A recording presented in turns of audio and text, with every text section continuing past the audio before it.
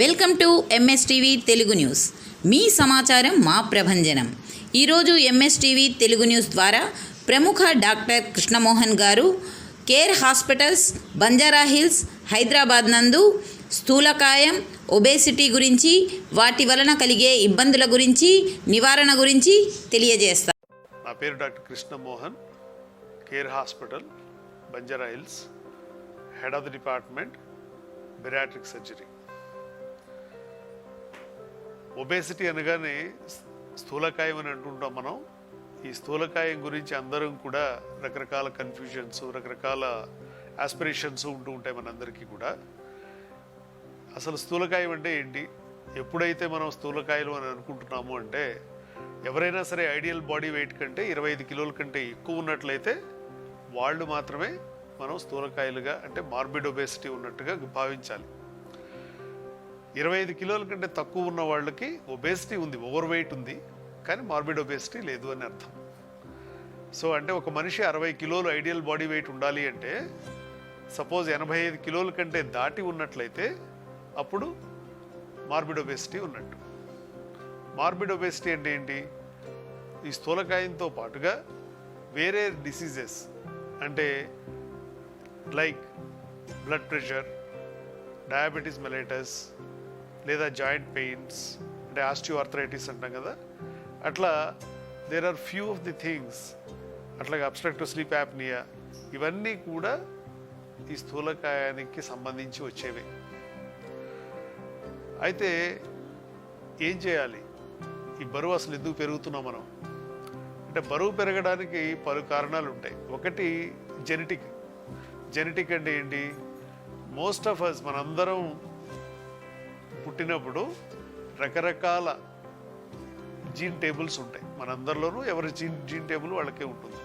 ఈ hereditary platform మీద ఎప్పుడైతే ఎన్విరాన్మెంటల్ ఇష్యూస్ వస్తాయో, ఆ ఎన్విరాన్మెంటల్ ఇష్యూస్లో మనం గనక ఆహారం మితంగా తీసుకోకుండానో, లేకపోతే ఆల్కహాల్ కానీ వేరే అలవాట్లు కానీ, అంటే స్మోకింగ్ కానీ ఉంటే ఆటోమేటిక్గా ఈ జీన్ టేబుల్ అనేది కొంత మారుతుంది. అంటే ఎన్విరాన్మెంటల్ ఫ్యాక్టర్స్ కనుక ఈ హెరిడిటరీ జీన్ టేబుల్ కనుక తోడైతే డెఫినెట్గా అందరం లావ్ అయిపోతాం. సో దీన్ని ఎలా ఆపాలి అంటే, లైఫ్ స్టైల్ కూడా చాలా ఇంపార్టెంట్. లైఫ్ స్టైల్కి సంబంధించి చాలామంది మనం ఫుడ్ ఏదో ఒక టైంలో తింటున్నాం, రోజు టైంకే తింటున్నాం అనుకుంటాం. కానీ టైంకి తినడం అంటే సన్సెట్ సన్ రైజ్తో నడవాలి. అంటే సన్ రైజ్ నుంచి 2 hours first metabolic eating time, breakfast time, 12 to 2 noon lunch time, ఆ తర్వాత సన్సెట్ నుంచి 2 అవర్స్ యువర్ డిన్నర్ టైం. అట్లాగే రకరకాల ఫాస్టింగ్ కూడా చేస్తూ ఉంటారు. ఈ ఫాస్టింగ్ కూడా ఏంటంటే ఒక పద్ధతిలోనే చేయాలి ఎవరైనా కూడా. ఎందుకని దీంట్లో రకరకాల బాడీ ఎంజైమ్స్ మారుతూ ఉంటాయి. మీరు ఫాస్టింగ్కి వెళ్ళినప్పుడల్లా మీ ఎంజైమ్స్ సైకిల్ అంతా కూడా టేబుల్ మారుతూ ఉంటుంది. పర్టికులర్గా తర్వాత మీరు సడన్గా ఫాస్టింగ్ నుంచి బయటకు రాగానే మీరు ఫుడ్ తిన్నప్పుడు లోపల కొన్ని ఎంజైమ్స్, అంటే కార్నిటిన్ అని కానీ, లేకపోతే కోఎంజైమ్స్ కానీ, అంటే మనకి కణాల్లో ఉండేటువంటి ఈ మైటోకాండ్రియాకి మీకు ఇవ్వాల్సినటువంటి ఎనర్జీ వెళ్లకుండా బయటే ఉండిపోతుంది. అదే ఫ్యాట్ కింద మారిపోతుంది. సో ఈ మెటబాలిక్ ఫ్యాక్టర్ అనేది మనందరికీ కూడా సిరం కార్టిసాల్. ఈ హార్మోన్ సన్ రైజ్ నుంచి 2 అవర్స్ ఉంటుంది. సో అట్లాగే మళ్ళీ సన్సెట్ నుంచి 2 to 4 అవర్స్ ఉంటుంది. సో ఈ హార్మోనల్ సైకిల్ను బట్టి మన మెటబాలిక్ సైకిల్ కూడా డిపెండ్ అయి ఉంటుంది. సో సన్సెట్ నుంచి మ్యాక్స్ 4 అవర్స్, అంటే 10 o'clock. 10 తర్వాత ఏ సాలిడ్ ఫుడ్ కూడా ఎవరు తినకూడదు. తర్వాత మెటబాలిక్ స్లీప్ టైం స్టార్ట్ అవుతుంది. మెటబాలిక్ స్లీప్ టైం అంటే 10 to 5. అంటే అందరం కూడా 10 లేదా కుదరకపోతే కనీసం 11 పడుకోగలగాలి, 5కి లేవడం చేయాలి. అట్లాగే రోజు వ్యాయామం, అంటే క్రమం తప్పకుండా నడిచినా చాలు. అంటే జిమ్కి వెళ్ళి ఒక బాడీ షేప్ తీసుకురావాలనుకుంటే దట్ ఈస్ ఫైన్.